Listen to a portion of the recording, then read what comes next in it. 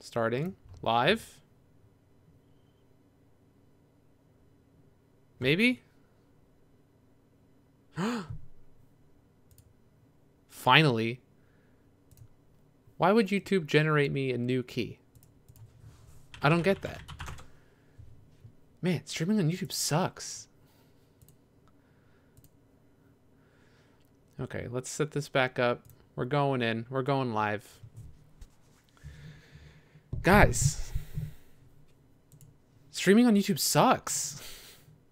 It just generated me a new key for no... Whatever. Who cares? All right. Welcome to TNIAB. We are live. This is episode 423, I believe. It is currently March 27th, 2019. And I'm your host, Anthony. And with me is myself. That's it. You can just see that because it's live streamed. So again, if you are listening to this on the VOD, or I guess not on the VOD, it doesn't matter, but if you're just listening to this, the pure audio version, it is, I'm live streaming the podcast right now.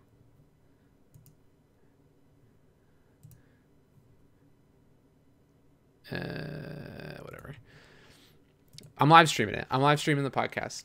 Thanks, Moses, for the confirmation. But we're going to start it off in classic TNIAB fashion with a question to chew on. So Paul Chu writes in, as you are live streaming again, what do you feel are the benefits of live streaming versus pre-recording / producing video podcasts? So really the only advantage now is that I get to show you guys exactly what I'm talking about. So like last week I showed you what games I was playing by playing Call of Duty very badly. And then also just the news stories I was interested in by being able to show you the page. And I think that's a really cool idea and feature, just being able to show you on the fly live what exactly I'm doing and why I like certain things, why I don't like certain things, and just what I'm reading and where I'm getting my information. I really like that. But the downside obviously is that I'm by myself, so I got to riff off of my own stuff or what you guys say in the chat box.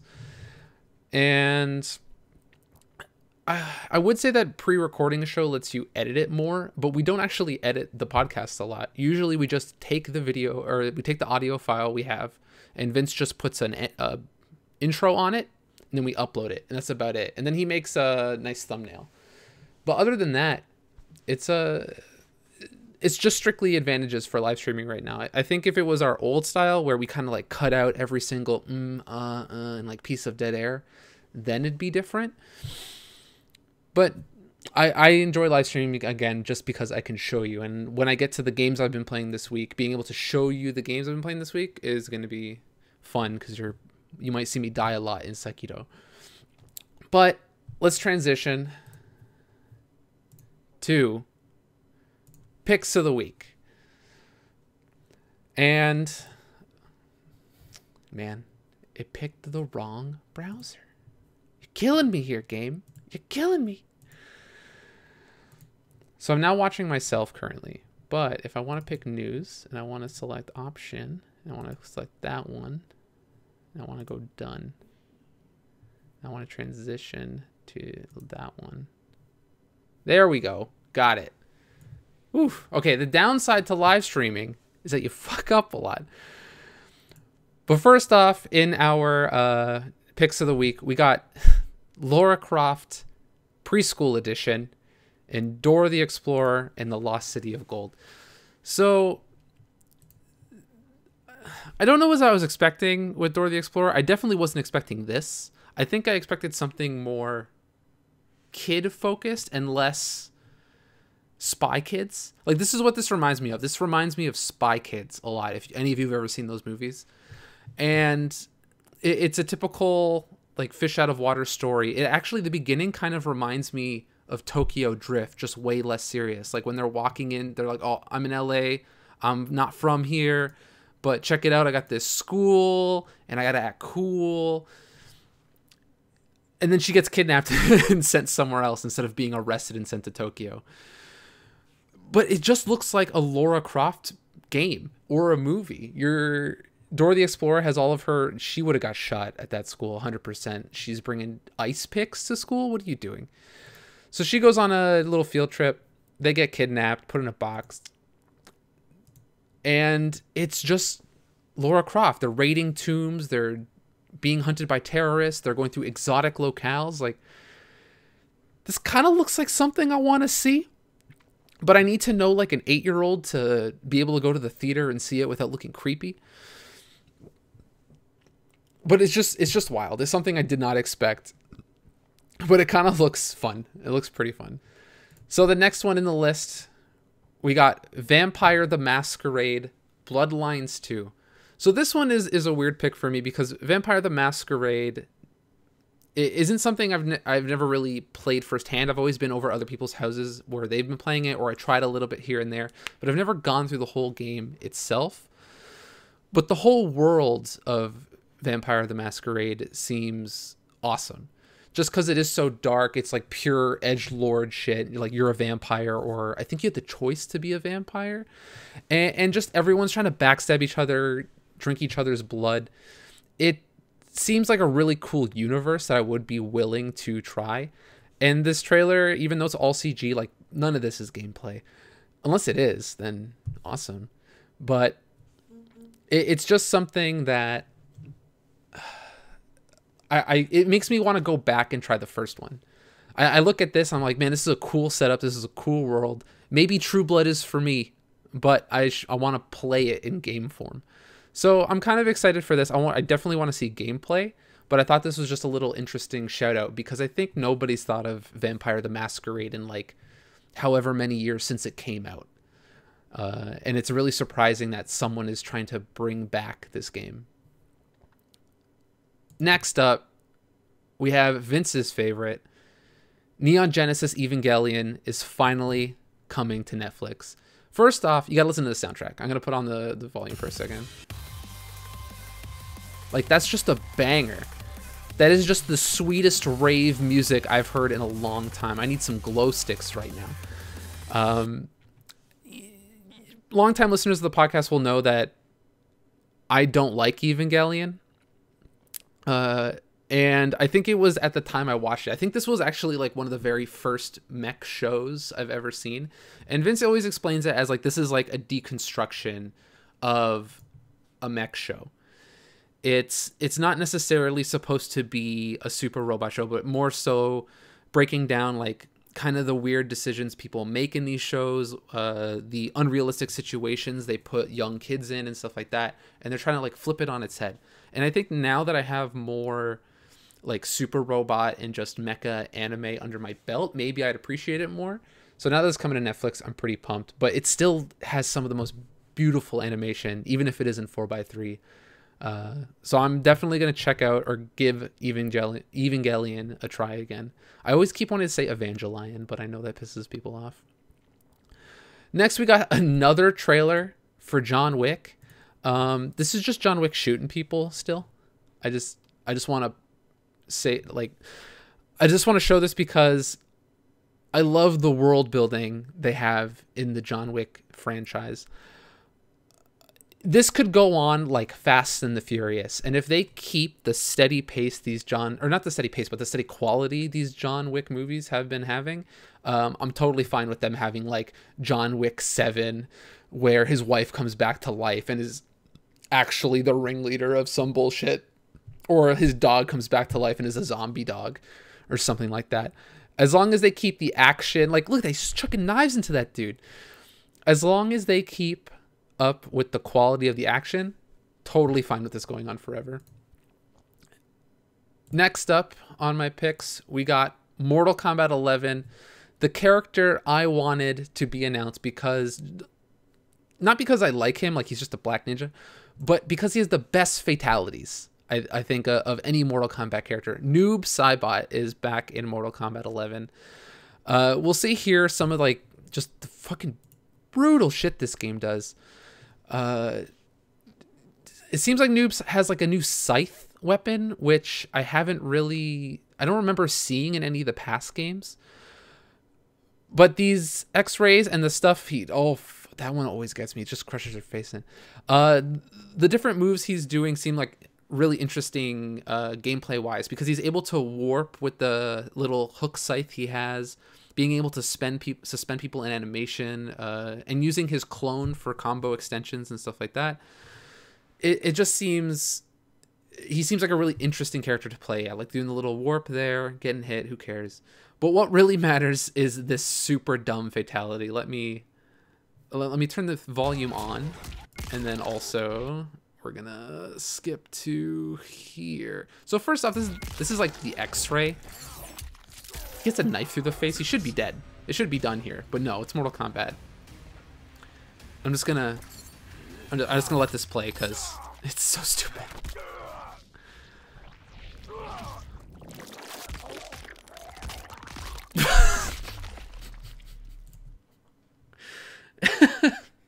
It's almost as dumb as the Cassie Cage fatality from the last trailer.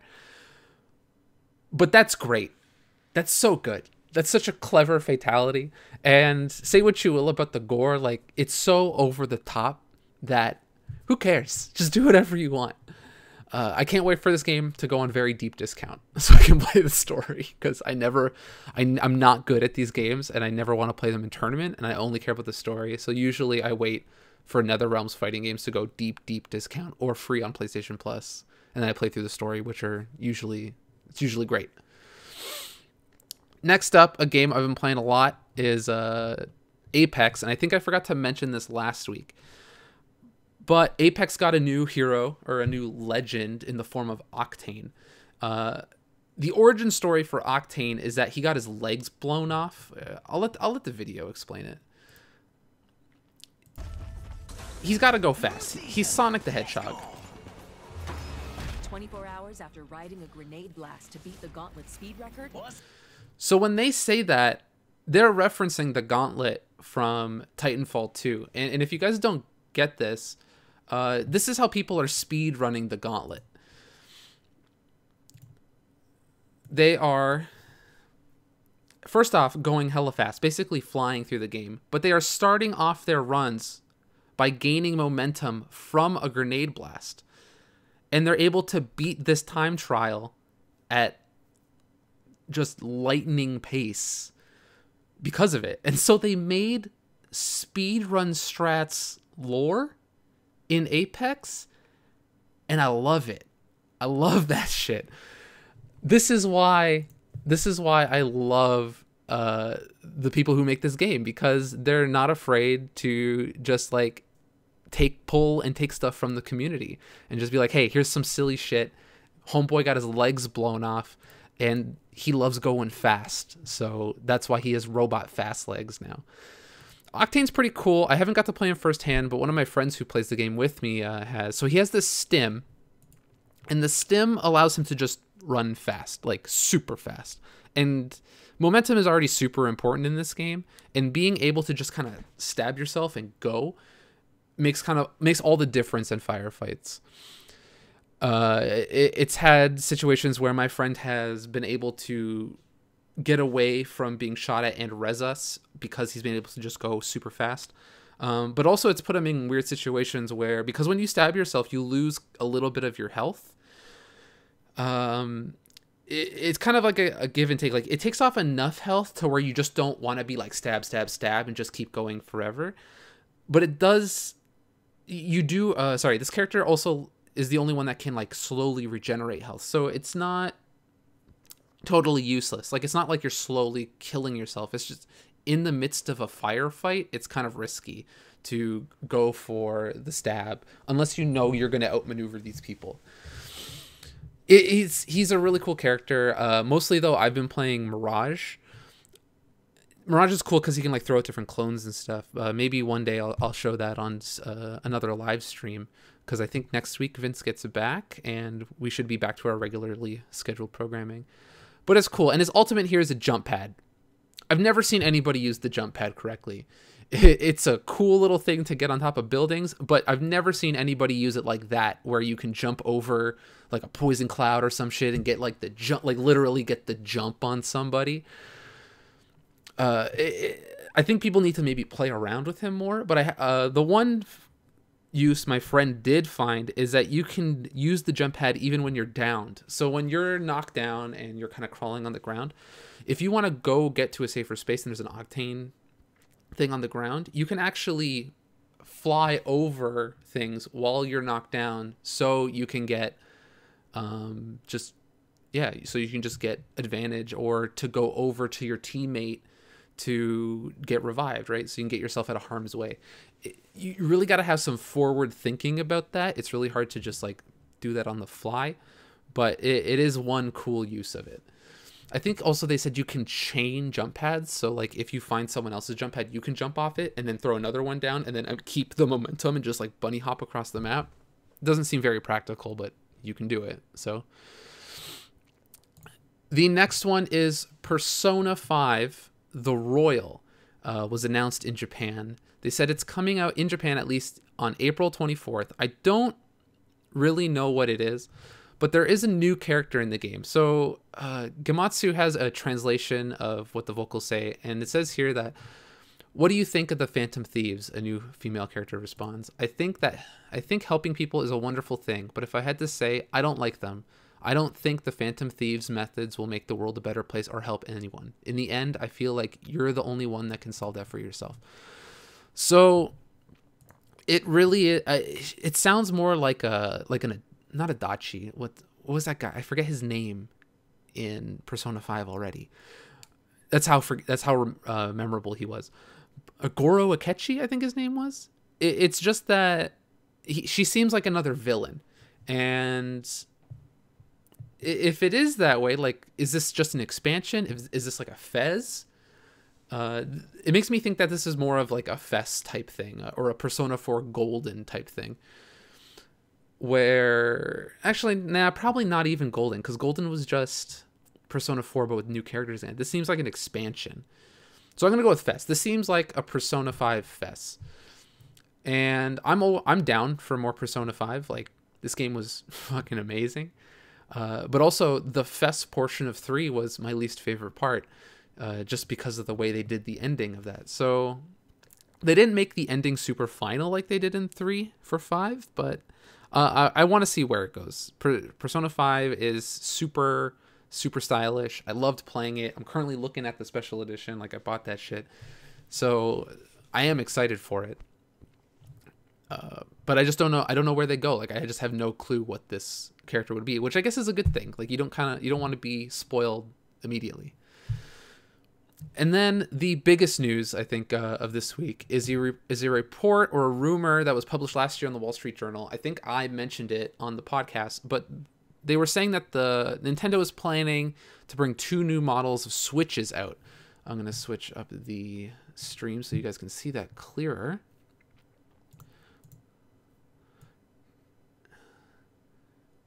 Bam.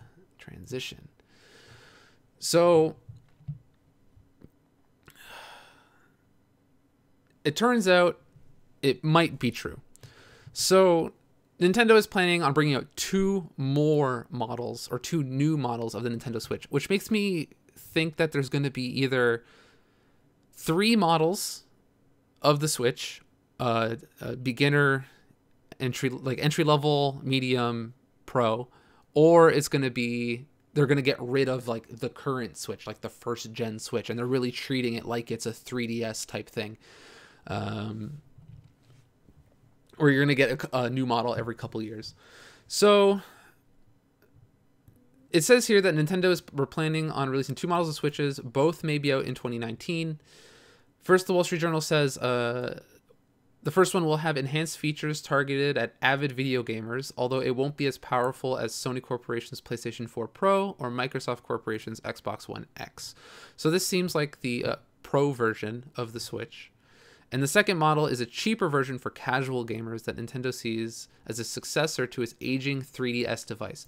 This is a really interesting quote because it makes me think that maybe I'll be able to play 3DS games on this version of it.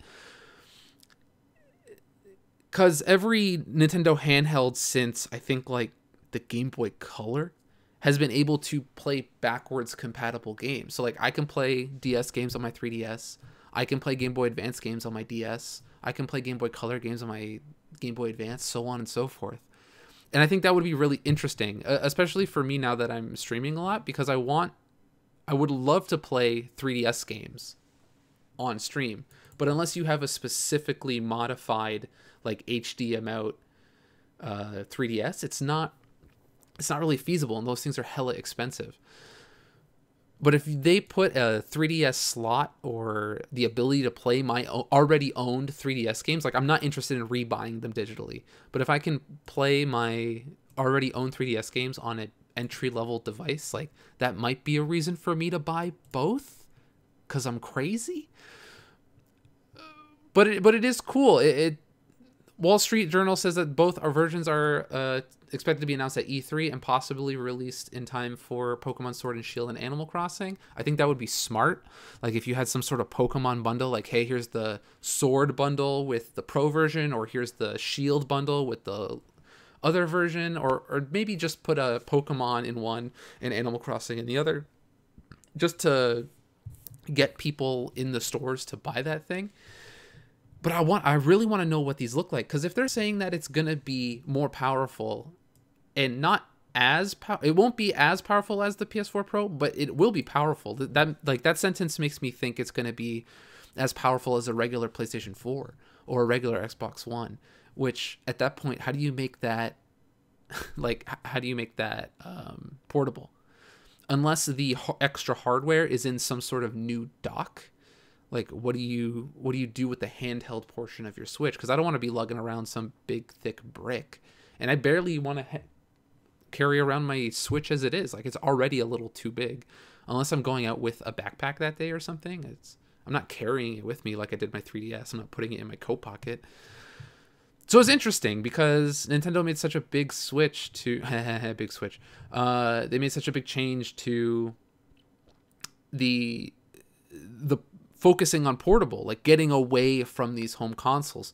And now that they're coming out with a more powerful version, it makes me wonder if, like, maybe they don't have confidence in the future. Like, maybe they're like, hey, everyone bought the Switch immediately, but that's just initial, and having some sort of sustained growth, we need a new product. I don't know what they're thinking over there at Nintendo. If I did know, I'd be working there, and I wouldn't be able to do this. But I think that's pretty much the most interesting thing. It makes me excited for E3, and I really want to see what's coming up in that sense. So now I'm going to switch over to my week. I'm probably going to, let me turn down some of this volume because we're going to play some games, boys. So recently I've been playing a game called Mr. Shifty. And Mr. Shifty is a PC game. Let me get in here.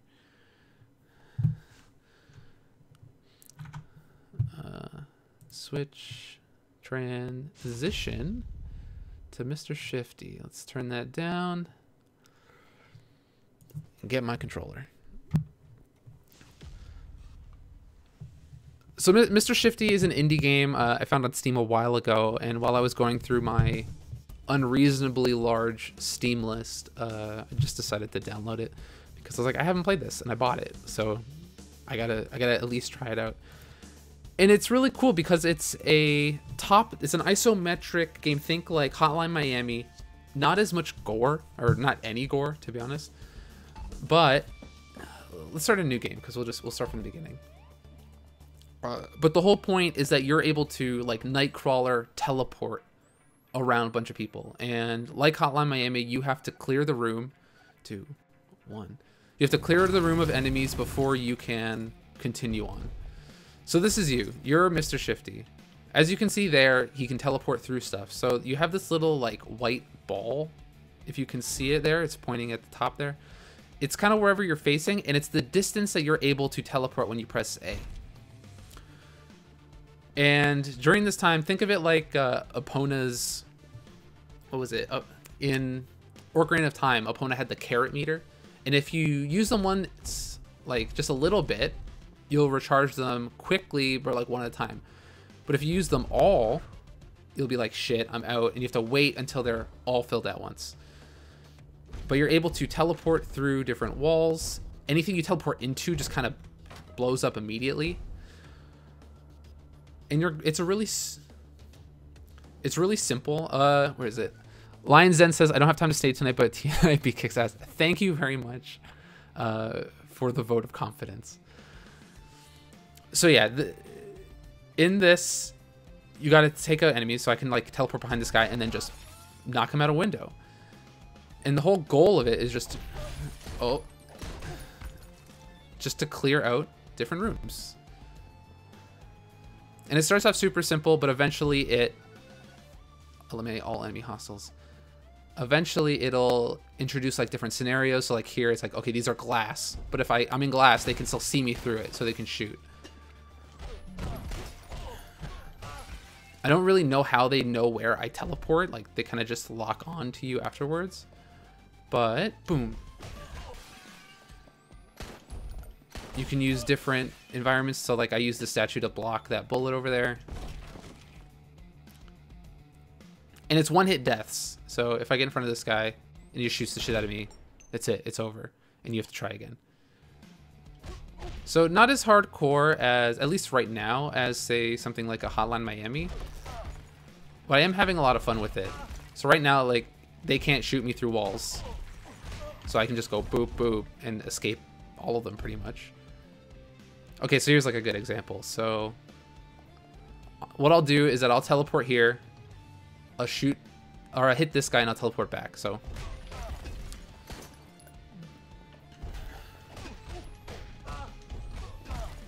you can do that and just fuck with the AI. There's also additions of weapons, or you can knock on doors, which is when an enemy is kind of just ready and willing, you can, instead of going through the door, you can just punch it. Which makes me think this guy's like a JoJo character or some shit. But you're like, oh, hey, what's up? How's it going? Why do you suck at this game so much?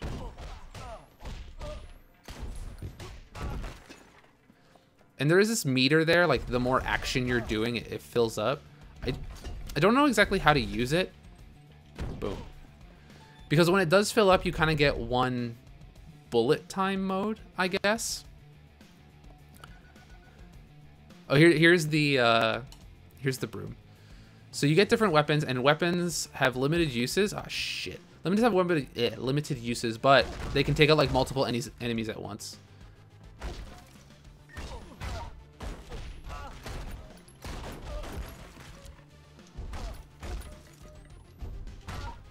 Boom. And when that bar is full, let's see if I can.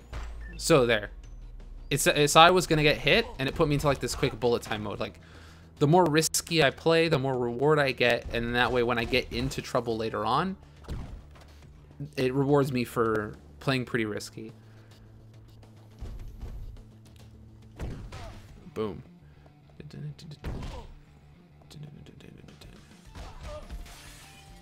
Super simple.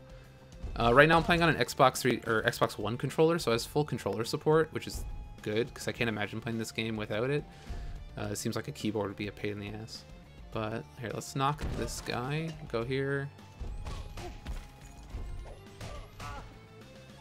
Done. So we'll play a couple more levels, but that's basically the gist. Yeah, Moses, this game is super fun. I was really surprised. I just saw the trailer on the Steam store, and I just bought it off of a whim. But it's really good. And it seems like it will get more complicated as things progress. Ooh. As you can see here, you can like destroy different pieces of cover. So in this battle arena version, I don't want to destroy too much cover because I want to be able to hide from the enemies.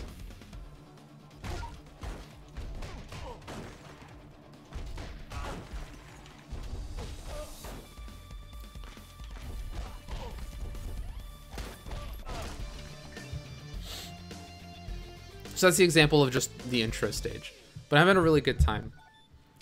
So the other thing I've been doing, just give me a moment here to transition the game. The other game I've been playing. So we're going to quit out of this. We're going to go to full webcam just so you guys don't see any personal stuff. But I've been playing one of my games of the year, I think from a couple years ago. It's called Crimson Clover World Ignition. This one is a bullet hell, indie bullet hell, made by some Japanese dude. I don't remember.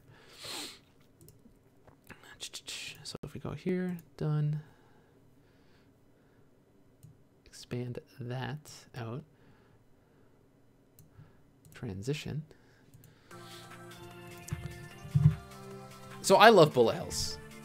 I just love it. Like I think I've talked about it on the podcast before. I love bullet hells. I think I have to play this one with the controller. Push start. There we go. How's the volume? How's the volume looking? This music's pretty loud in my headphones.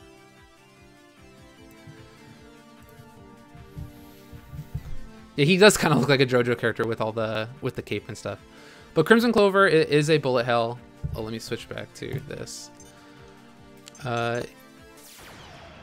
It's pretty simple on the outset. So you have different types of modes. Original and Ultimate Unlimited are just the normal game mode. So I'll show you original first. You have all kinds of different types of ships. I haven't unlocked Type Z yet.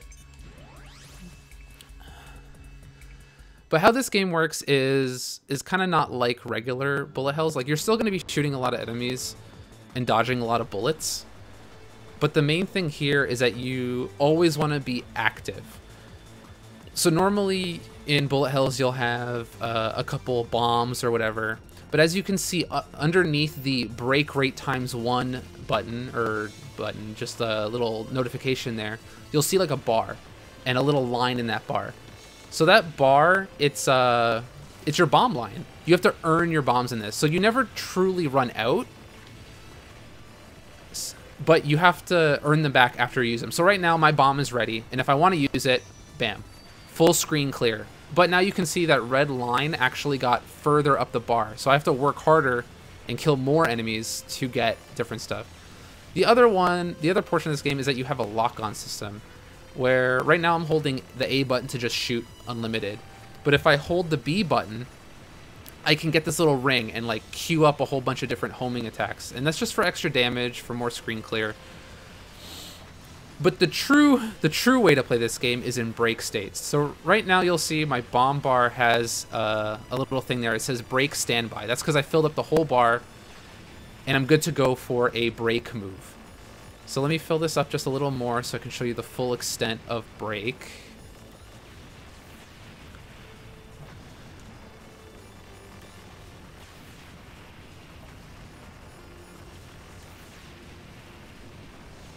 So I'm almost at 2 bars.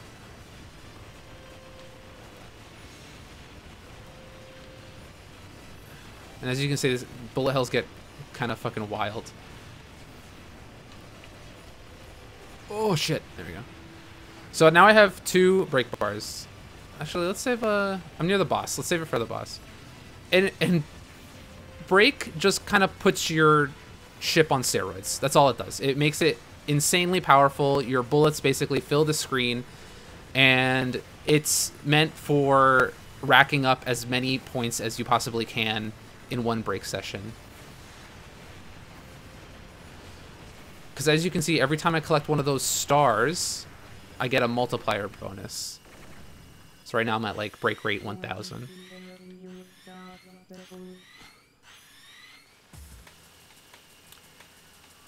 So once this boss comes out, I'll show you break. So for break mode on the Xbox controller, you hit the X button and you'll go clear. First off, you'll clear all the bullets and you'll just become uber powerful. I have a little percentage bar in my ship meter. Oh, I got shot. Yeah. I was going to show you double break, but I guess not.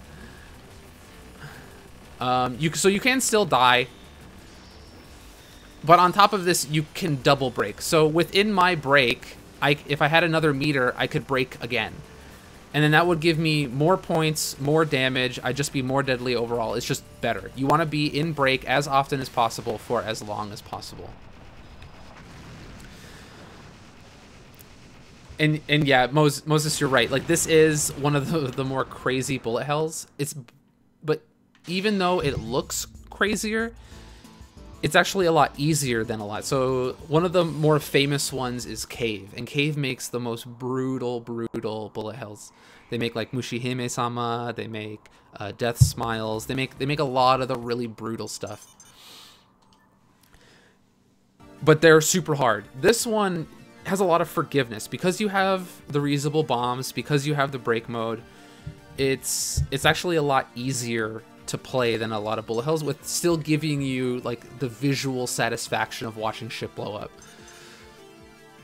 So the other one I really like is break mode. This is the one I usually play the most, or sorry, boost mode.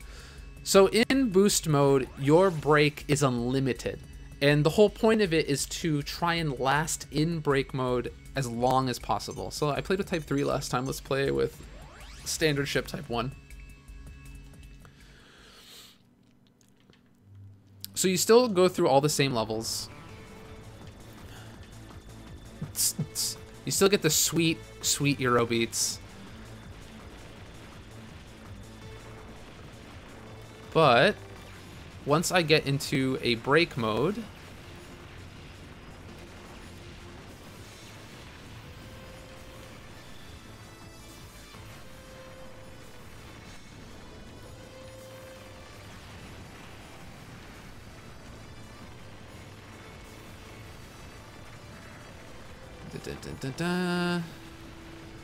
I'll be able to stay in that for as long as possible. And in this mode, you get more points based on how long you stay.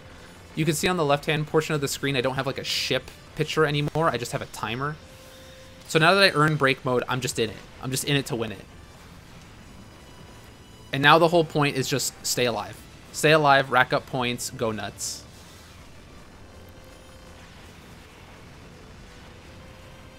And you can see that my bullets are huge. Every time I hit an enemy, I get points. Every time an enemy blows up, all the points just kind of warp to me. And even my homing stuff is stronger now. I got like bigger laser beams for this ship.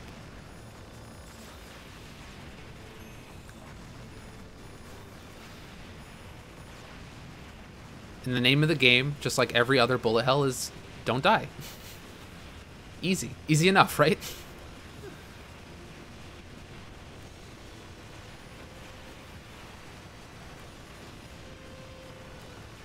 I think also how the bullet clearing works is that if you kill an enemy while it's shooting purple bullets, they'll go away once you destroy the enemy. But if you kill an enemy while they're shooting blue bullets, those ones stay on. I think that's how that works. I'm not too sure, because sometimes they stay on, sometimes they don't. Maybe it depends on the type of enemy. So there I died. I had a 1 minute... I had a 1 minute session in there, and it keeps that timer there. So at the end of the stage, the longer I stay in boost mode, the more bonus points I get. But you still go through the exact same motions that you went through in the regular mode. So we'll beat this boss, and then I'll move on to the actual game I've been spending most of my time with.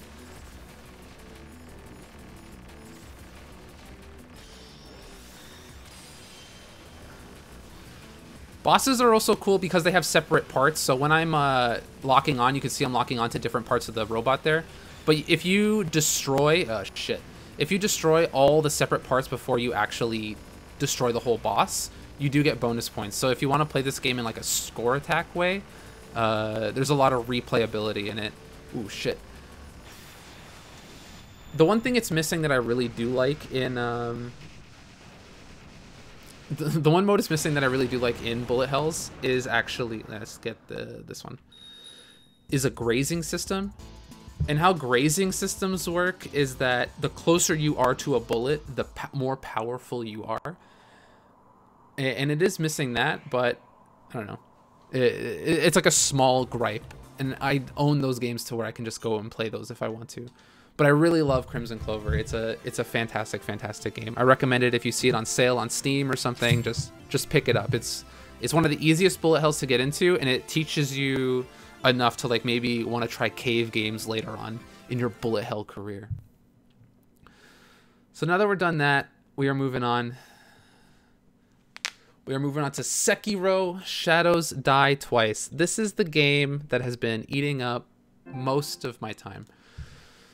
So I am a little bit further into the game, and I'm not gonna go into spoilers, but I will just run through the first area, maybe the first 2 areas of the game, and show you a boss that I'm stuck on. This game is brutal. This game is definitely made by From Software because it is brutal. In Dark Souls, you could play defensive, right? You can pick a shield, you can just hold it up the whole game, run around to the back of an enemy, backstab them, huge damage, and just rinse and repeat. You cannot do that in this game. It is all about coming at your opponent head on and just wailing on him, breaking his stamina, and going for death blows. Sorry. So this is the first area of the game. Your temple might look different than mine because I got a little bit further. So this isn't spoilers in case you're worried. So in Sekiro, you are Sekiro. You are the lone wolf, and you have to save your, I guess, like prince or lord, who is a little boy who's basically cursed. He has this thing called the dragon's blood, which anyone who is tainted with his blood is gained like almost immortality, like not actual immortality, but almost. So you'll see, actually you can't see because my screen is covering it. Let me switch my webcam there.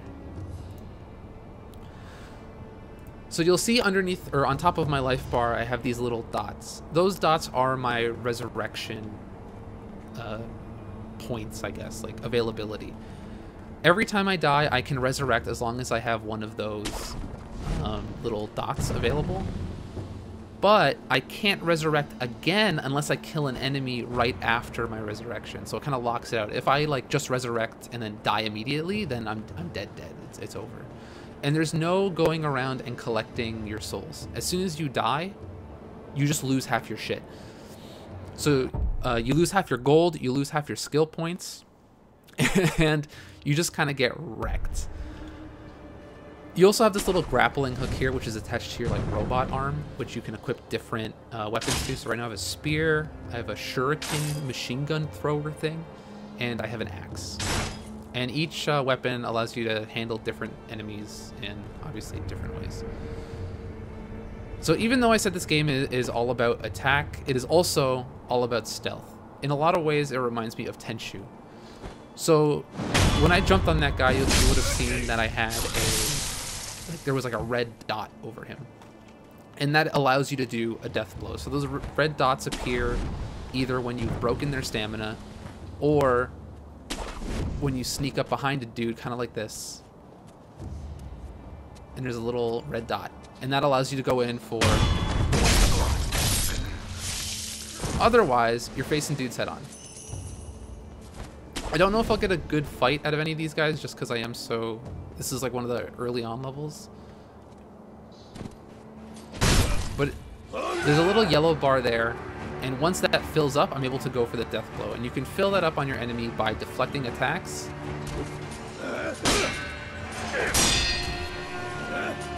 Breaking it and then going in for the death blow. And you would have seen there in the middle of the screen, that I also have that. So bosses can like break my stamina and then like basically, oh, there's an item over there I didn't get. Basically run through me. But having all this mobility makes the game super, super fun. Oh, I almost fell off a cliff.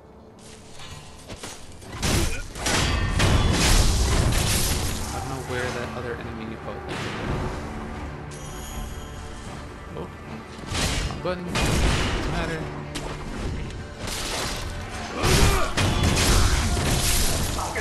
So if you're really good at it, you can just wreck through everybody. Unlike Dark Souls, where I feel like, sure, if you're good enough, you can just run through the game, but most of the time you're cheesing it.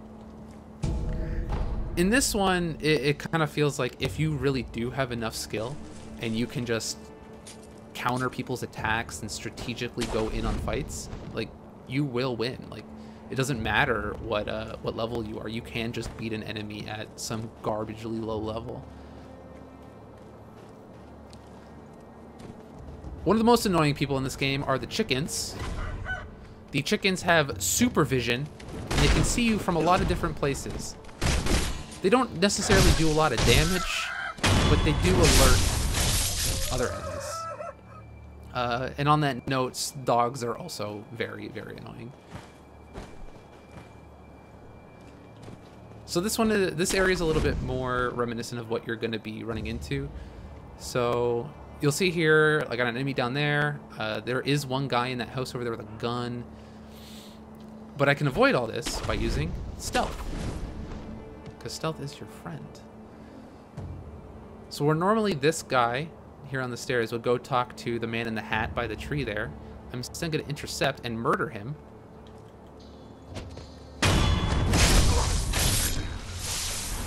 Run up here, murder this guy.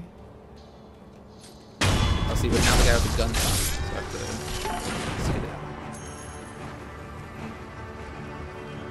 And if I didn't know that this guy was hiding behind this rock here, he would have pummeled me to death. So most enemies in the game are susceptible to just one-hit kills.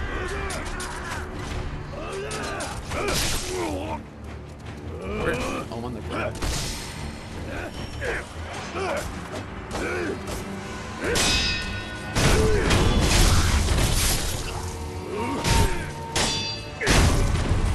The one complaint I have about this game is the lock-on system. Like, it is very, very sensitive to any sort of movement. And it's hard to get your bearings back on if their enemies are on like different levels or planes. Just to relock onto the guy you originally wanted to, you usually have to unlock on and come back. But it's a small complaint.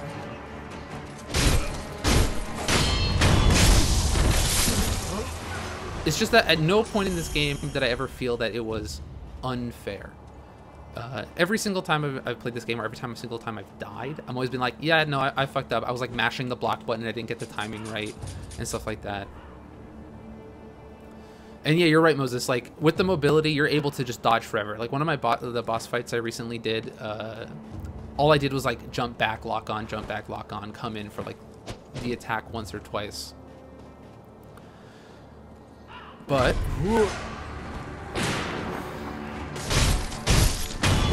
I was never able to beat him in, like, a really quick fashion because I was just getting little hits on him and I wasn't really going for those death blows, which is the thing that matters.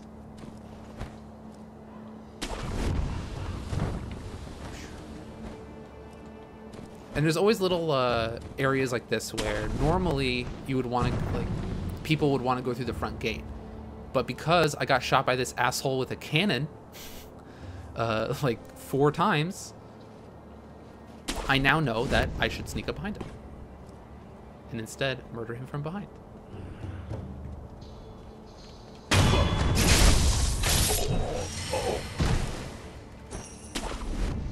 And it's just a really fun game. I don't know what else to like say about it. It's just fantastic. I'll show you some other prosthetic arm stuff. So you saw before that I killed the ninja guy or the gun guy with my shurikens, but you also have like things like the loaded axe where if an enemy has a shield, you're able to do like a really heavy blow and shatter their shield. Or the spear is really interesting because thrust attacks are unblockable. You can't block them, your opponents can't block them, they're just unblockable. But the spear is kind of like a portable, so you can just correct. You can just kind of get that extra last bit of damage in there to kill your foe, to get that last bit of stamina with an unblockable attack. There are upgrades on it where it's able to rip off armor, or that's one of my favorite attacks. You're able to rip off armor or just drag enemies towards you, which is really, really fun. Oh, what? Someone? Okay. Which is really, really fun, but you have to unlock those, and I haven't got those yet. So you saw there, some enemies have like, when you have a really special attack, you'll get like a little warning, like a little red kanji above your head. And with that, you have to read the enemy's movement. So sometimes they'll do a sweeping attack, and sweeping attacks are dodged by jumping and then like just kicking them in the face. And you'll do a whole bunch of stamina damage. The other one is what I just did, where if an enemy does a thrusting attack, instead of blocking because they're unblockable, you should dodge into it. So if you dodge forward, which you have a huge window, as long as you've dodged in their attack animation, like, you're fine. If you've dodged into the attack, you will step on their sword, you'll step on their spear, and you'll do huge stamina damage going in for the kill. So that's that. Let's show a boss fight where I've just been getting my ass kicked for days. The thing is though, like, there are story bosses, but also this game is riddled with just mini bosses. Guys who are named samurai and they're just chilling outside. I don't want this one. I want the reservoir. Where these guys are like named bosses and they have multiple health bars, so you'll need to do multiple death blows in order to kill them. And sometimes they're just brutal. Yeah, Moses, you're right. So when people say like this game is harder than a Souls game, I don't really know if that's true. Like I think it's the same amount of hard. There's still some stuff where they design mechanics in a way to surprise you and environments in a way to surprise you, and you're gonna die because you've never seen that before. But in terms of it being just strictly harder, I don't know, because you can't play it like a Souls game. If you're holding your shield, you're holding up block the whole time, you're gonna get destroyed. It's all about being active, being a ninja. Stop doing that. It's all about being a ninja, being fast, and being in people's faces, rather than being defensive as possible and just holding up your shield and going for the backstab. Like right now I'm being stealth, but if my stealth was broken here, I'd be fucked, because these guys are hawks. Once you get spotted, they're able to like see you through walls. It's kind of bullshit, but they will come after you ruthlessly. And there's other enemies too, like you'll fight like trained samurai, and they'll have different attacks, and they'll change up their stances and patterns and stuff to throw you off guard. So you really have to be able to read the enemy, and it's a different type of difficulty than Dark Souls was, where I don't know, Dark Souls just felt hard, where this one feels hard because like you're lacking skill. It's kind of, I kind of think of it the same way as a slower paced Ninja Gaiden for the Xbox. Like those Ninja Gaiden games on the Xbox were hard, but they were hard because you had to be very skillful and you had to know your timings, know your buttons, and do the proper amount of stuff. So this, as you can see, this guy looks cool, so obviously he's a named character. And the 2 dots there shows that he has 2 health bars. So if I sneak up on him, I can get rid of 1, but I still have to fight him, which kind of sucks, but whatever.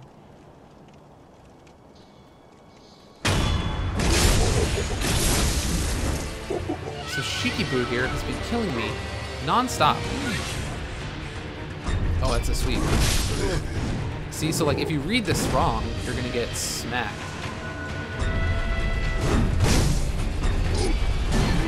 But if you read it right, you get rewarded. Oh.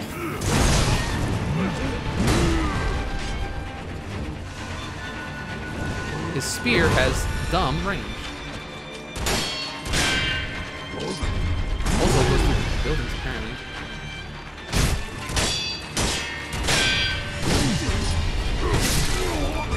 So I'm dead because it just kicked my ass. But here's where you can resurrect. So I have the choice here to either L1 die or R2 resurrect. Stronger bosses won't like be like, oh no, you disappeared. Where did you go? They will notice that you're coming after them. So.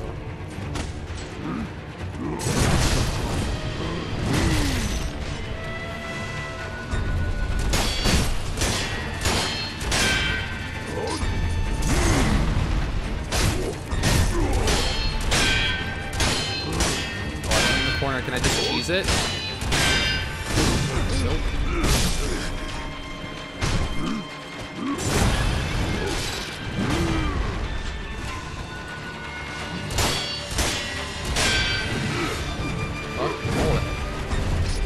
Woo! I didn't even mean to do that. That was an accident. Oh, I've never seen him follow up like that.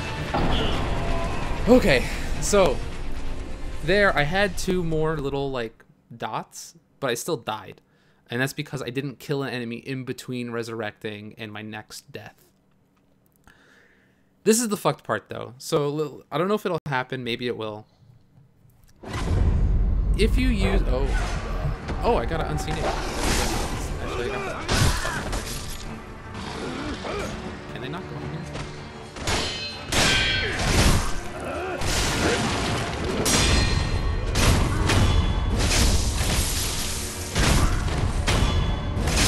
So there's fucked things about dying and there's unfucked things about dying. So I just did the unfucked thing where you get this little... It's probably easier to see in here.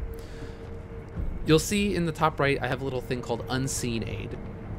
And what Unseen Aid is a percentage chance that when you die, you don't lose half your shit. You don't lose half your money, you don't lose half your experience. But on the other hand, the story caveat for your resurrection is that you basically borrow other people's blood, or life force, kind of. And when you resurrect too much and then die over and over again, you will give NPCs in your world, like important NPCs, dragon rot, which will show up as an item in your inventory. It'll show up in like this key items menu. It'll show up as an item in your inventory, but also the unseen aid you get will be cut in half for each like dragon rot item you have. So like this character right here, he's the sculptor. He's like the first guy you meet in the game, and he does upgrades to your arm. So I can like present him my shinobi prosthetic, and I can upgrade to different stuff. So I've been wanting this axe one. Let's get the axe upgrade. And I don't have... Ooh, I'm just short, so I can sell some items for that.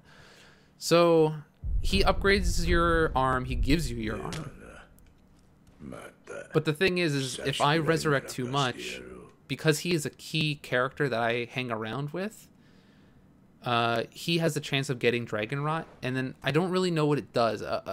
The story makes it seem like the people who you care about or who you hang around with will die if they have too much dragon rot. But I wonder if it has something... Usually those things have something to do with the ending, where in Bloodborne, if you had the umbilical cords during the ending, you didn't get to do the secret boss fight. But if you ate all the umbilical cords before the final boss fight, then you got a secret ending. So I'm thinking it's probably something like that. Here, let's sell some items, because I want...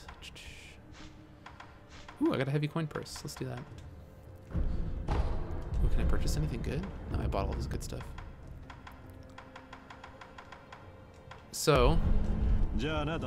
there's only one way to cure dragon rot, and actually it was with one of the items I saw there. So with a dragon's blood droplet, there is a very limited amount of these in the game, so don't go spending all your money on them. You use one of those, and then come here, and you're able to use dragon rot restoration. So you use up one of those, it clears everyone who has dragon rot of dragon rot, and they become healthy again, and you can continue their side stories. That was the other thing I forgot to mention. If a character you have a side story with... Shut up, Vince. You know this is like Game of the Year material. What are you talking about? If a character you're like doing a side quest for, or is like a key character, you have a side quest, if they have dragon rot, you can't continue it. There's like 0 chance of a FIFA stream, Mike. Like absolute 0 chance.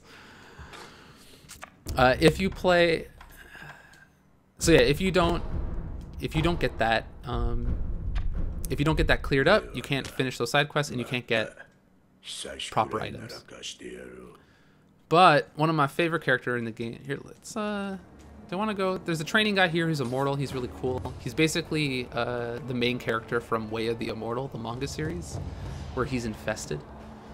But let's go to the area that I'm working through right now, just to show you some enemy variety type, and then we'll call it a stream. So let's travel to Senpo Temple. We'll go to the first one.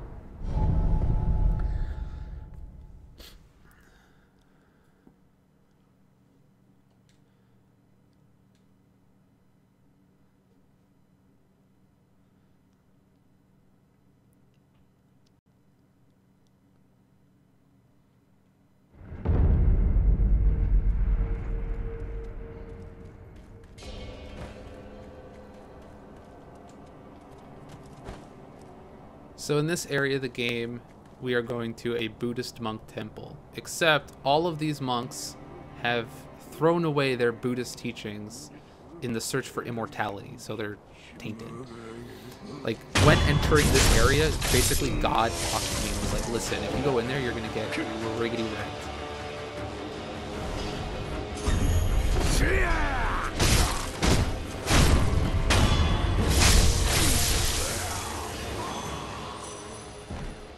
What's up?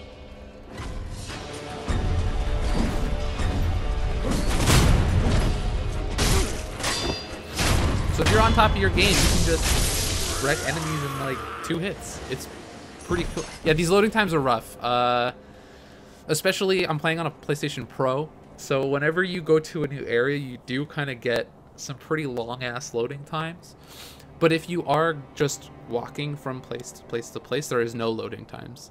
So I guess it's a give and take. Like, if you're naturally progressing through the story, it's really nice. But if you're traveling back and forth in order to go to different vendors, it's a pain in the ass. I don't know. I wish there was a way to install more data, maybe, or something, just because it takes fucking ever.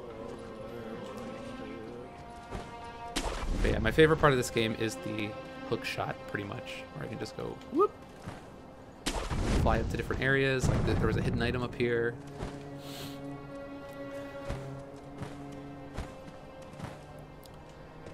And then let's show you guys what it's like to face multiple enemies. And the hint is, it fucking sucks. Oh yeah, you also have combat arts. So combat arts are like special moves, pretty much. But ninjutsus are really cool because they do different effects. So right now the one I have is Blood Smoke Ninjutsu, where if I backstab an enemy, I can press it again, boom, and have a cloud of blood. And with that cloud of blood, I become stealth again, or it lets me escape my enemies. So I can stealth kill a guy in front of somebody, do blood smoke, and then just skedaddle. But let's go over here.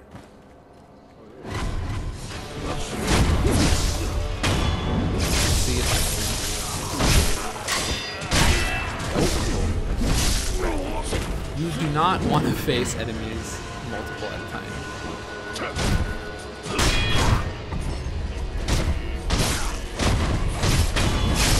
Unless you're in a death blow, they will just come after you.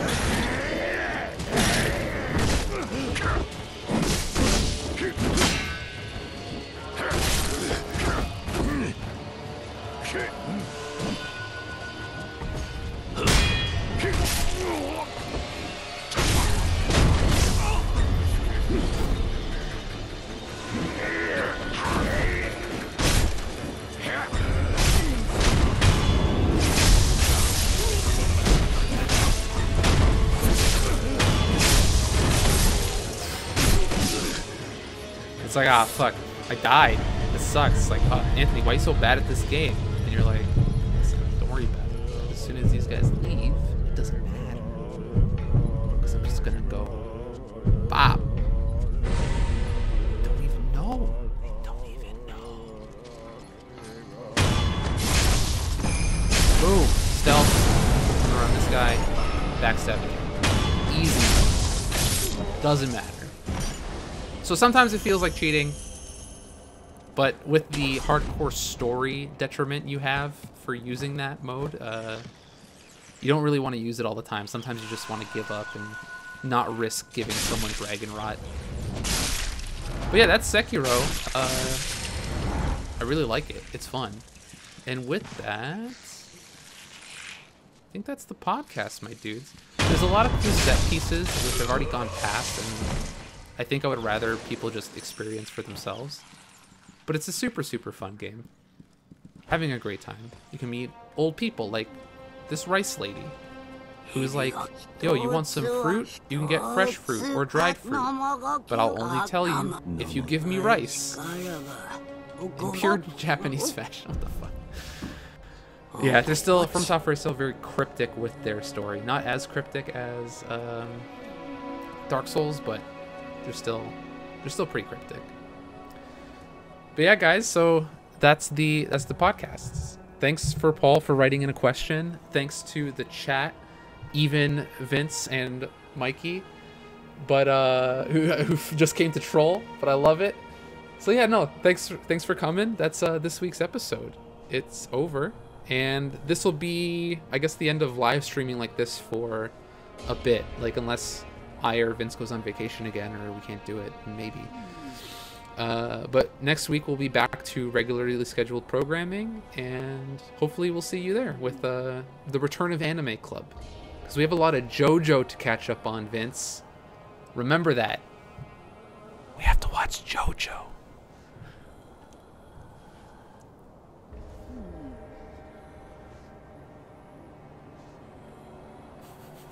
Oh yeah, TJ, I did promise you Apex. I totally forgot. Can I play some Apex? Yeah, I'll play some Apex. Okay, that's not even the end of the stream. I faked it. It's a fake ending. Let's get out of here. Let's boot up some Apex.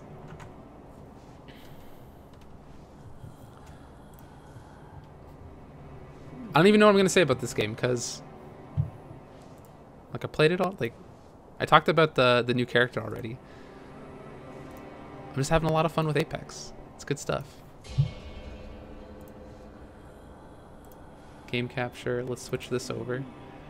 So now everyone can watch me get riggedy wrecked in Apex. So right now the new thing is the Season 1 Battle Pass. So they kind of copied the idea from Fortnite. And they're like, hey man, did I not quit Mr. Shifty?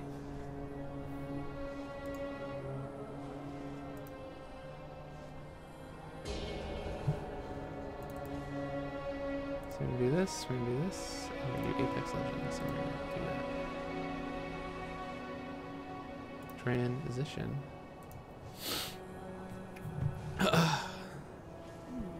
And I can move my headphones. All right. So the big thing here for Apex Legends. No. Let's do it, because I promised him Apex. Let's do it. We'll make it a little longer. It's cool. I've mostly been playing on PC. I think I played one game on PS4, and I forgot what button was the shoot button, and I immediately died. So I went back to PC. But the new thing for Apex right now is the Battle Pass. Also, loading times in Apex, not fantastic. Even on my like good-ass computer.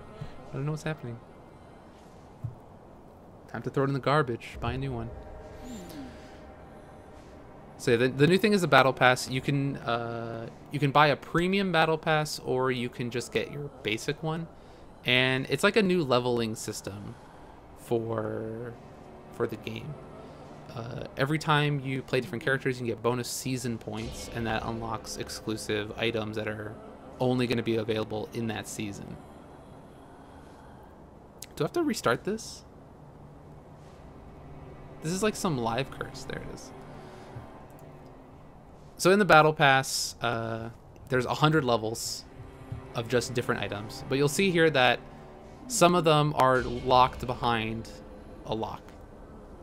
And with that, you need the premium Battle Pass, which you can only buy with a real money. So that kind of sucks. But they do give you some free stuff. So you get like free banners, free loot boxes. But if you want the good stuff, like free money, you have to, of course, buy the Battle Pass. And it goes all the way up to level 100. Level 100 gets you a new skin, like an exclusive skin for the Havoc. And if you go beyond that, you get the gold version. And this one's cool because like it levels up every time you get a certain amount of kills.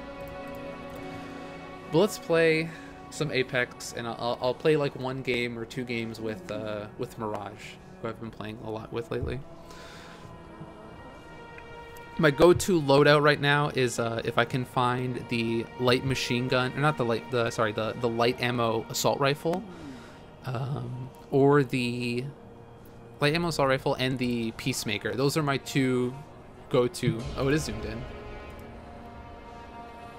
So let's do this and then do this. Transform, fit to screen, transition, donezo.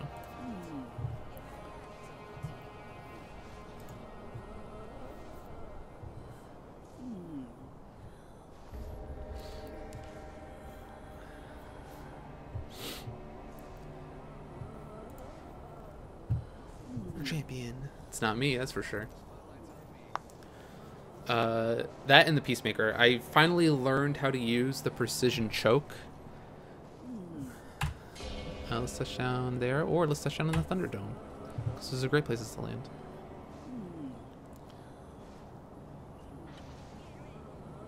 Moving out. This is where I'm not great at the game yet, is dropping in super hot. If I'm dropping in hot, I don't do great. I usually, if I'm the jump master, I usually like to drop in after everyone else is already dropped in. So, oh, live streaming this while playing this is not great. Holy crap. Excuses, excuses. No, that's just ammo. I need a gun. I would like a gun, please. Ooh.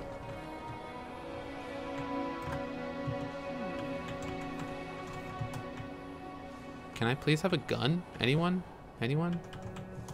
Wingman.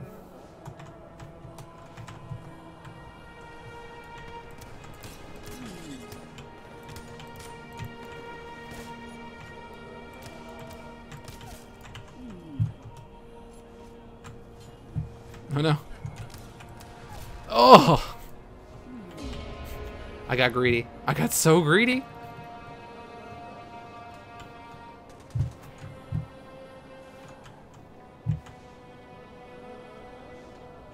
Yeah, I'm on PC, Mike.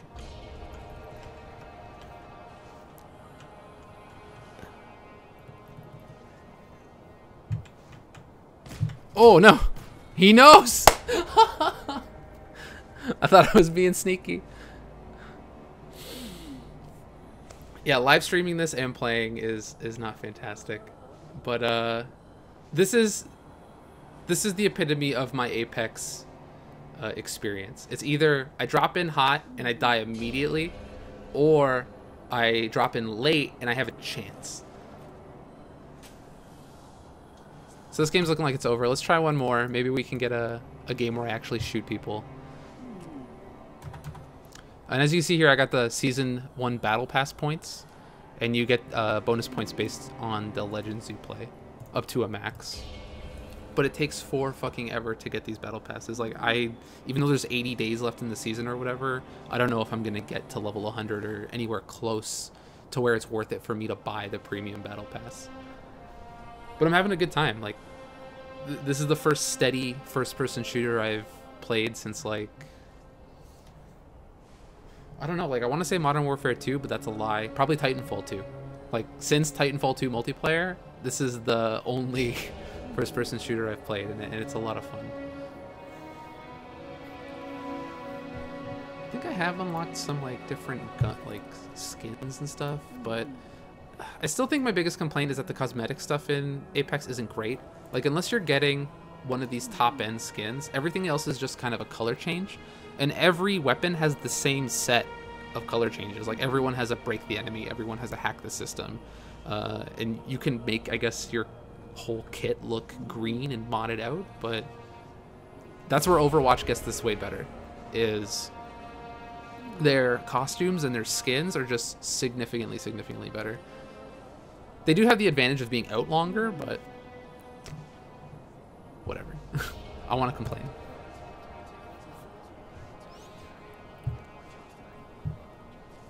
Love pork chops. Half the reason I play Mirage is just the voice lines. They're great. Caustic is someone I want to play, but his hitbox is really large. And I feel like I just strictly die faster because of it. Same thing with Gibraltar. Like Gibraltar has some cool moves, but I just don't want to play them because I'm just a walking hitbox. Like I'm just a big round, big ass dude for people to shoot.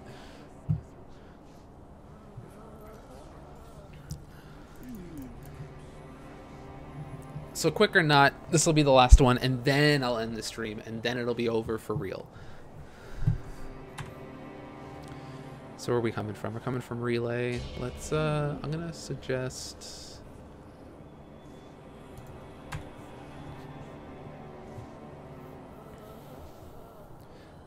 I always feel like relay and cascades are places people never drop, and then places like bunker, artillery, airfield, like people go there all the time.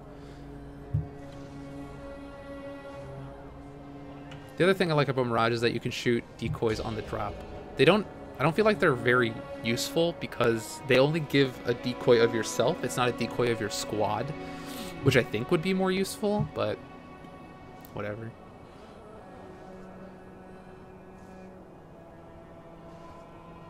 Beggars can't be choosers, I guess.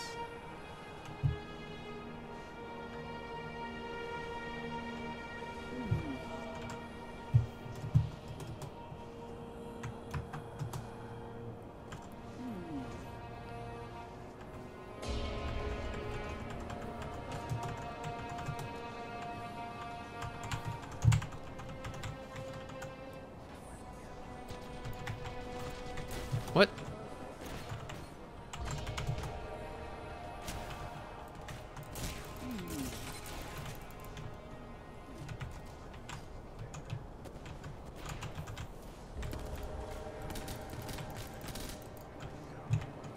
Oh, that's my dude.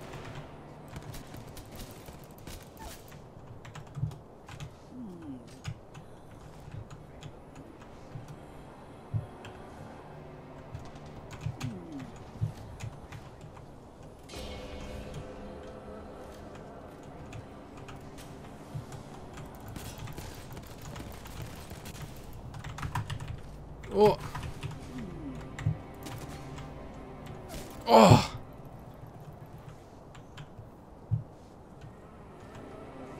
What is he doing? He's just chilling. Just looking at stuff, I guess.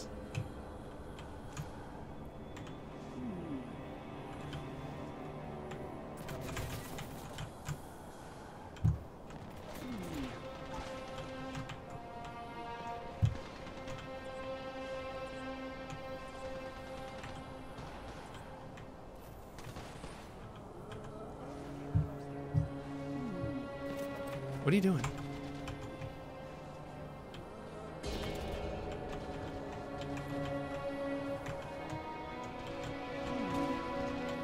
Oh, come on, kill him. Ah, it's over. So yeah, welcome to Apex. Spend most of your time in queue, die immediately. If you're bad like me. So now that's the end of the stream. Unless anyone's got any Apex questions, it's over. It's donezo.